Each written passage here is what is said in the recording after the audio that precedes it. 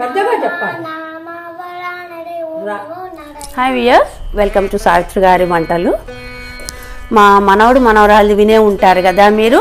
చాలా ఈజీగా చిన్న చిన్న పిల్లలు 5 ఏళ్ళు 4 ఏళ్ల పిల్లలు కూడా నేర్చుకోగలిగే శ్లోకం, రాముల వారి శ్లోకమే. అది కూడా అది అందరికీ తెలిసిందే, బట్ అది చెప్తే ఏంటంటే మన రామ రామ రామ అని మనం కనుక తలుచుకుంటే మన మనస్సు అనేది చాలా ప్రశాంతతతోటి రామనామ రసంతో నిండిపోతుంది అని అంటారు. సో దానివల్ల ఏంటంటే మనకి చాలా ప్రశాంతత, ఒక విధమైనటువంటి కరేజ్ వస్తుంది అంటారు. కాబట్టి ఆ శ్లోకం మళ్ళీ నేను చెప్తున్నాను. ఇది ఒక సహస్రనామం చదివితే, మన విష్ణుమూర్తి సహస్రనామం చదివితే ఎంత పుణ్యమో, ఈ శ్లోకం కూడా 3 సార్లు చెప్పుకుంటే రోజు సహస్రనామం చదివినంత ఫలం వస్తుంది అని అంటారనమాట. అందుకని నేను ఈ శ్లోకం చెప్పదలుచుకున్నాను ఇప్పుడు.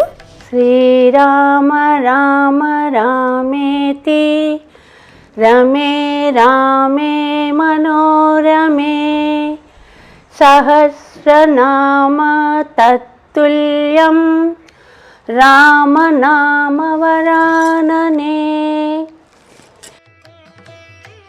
శ్రీరామ రామ రామేతి రమే రామే మనోరమే సహస్రనామ తత్తుల్యం రామనామవరాననే. కొంతమంది శివ సహస్రనామానికి కూడా ఈక్వల్ అంటారు. ఇది పార్వతీదేవి అడిగిందని, ఆవిడకి ఇది చేయమని చెప్పినట్టుగా ఒక పురాణాల్లో ఉన్నది. సో మన పిల్లలకి నేర్పించుకుంటే చాలా మంచిది. ఇప్పుడు పిల్లలు జనరల్గా ఏదైనా గుడికి వెళ్తే ఏం చదవాలమ్మా అంటారు. కాబట్టి మన విఘ్నేశ్వరుడి దగ్గర అయితే శుక్లాంబరదం అని చెప్తాం. అట్లాగే మన విష్ణుమూర్తి ఆలయాలకు వెళ్తే కనుక ఇది శ్రీరామ రామైతే చదువుకోమనొచ్చు. వాళ్ళకు కూడా ఒక నమ్మకం అనేది భగవంతుడి మీద కలుగుతుంది. కాబట్టి నేను మీ పిల్లలకు నేర్పించండి.